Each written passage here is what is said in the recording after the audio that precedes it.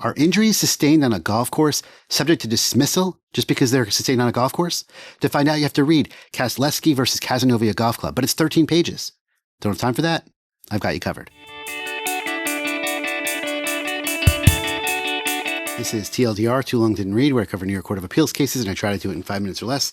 This is the episode on the case of Katleski versus Cazenovia Golf Club and Galante versus Carlos, the companion case.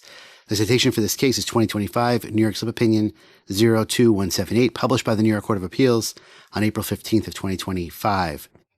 The issue in this case is whether injuries on golf clubs, on golf course property, are subject to dismissal under the doctrine of primary assumption of the risk.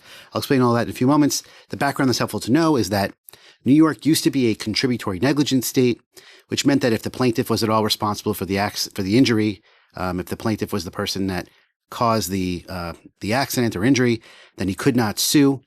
It would be subject to dismissal on the basis of contributory negligence. But in 1975, we changed to a comparative negligence state, which means that even a negligent plaintiff can sue, and the damages are subject to being reduced by the amount of negligence the plaintiff engaged in.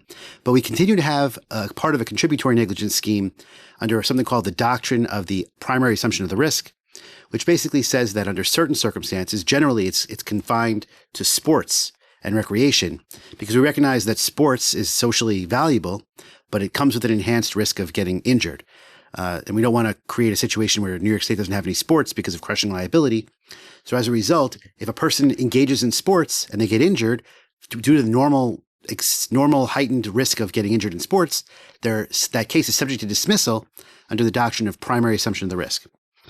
So what are the facts in this case? The facts are that David Katleski is a golfer who's participating in a golf tournament, and while he's in the golf tournament, he gets hit by a golf ball, and he sues, saying that the golf course, which is 100 years old, had been modified in a way that made it more dangerous. It had enhanced risks, and therefore it shouldn't be subject to dismissal by the primary assumption of the risk doctrine.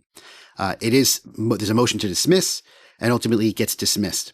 On the same day, about 160 miles away, another person, Galante, went to a golf course. She rented a golf cart.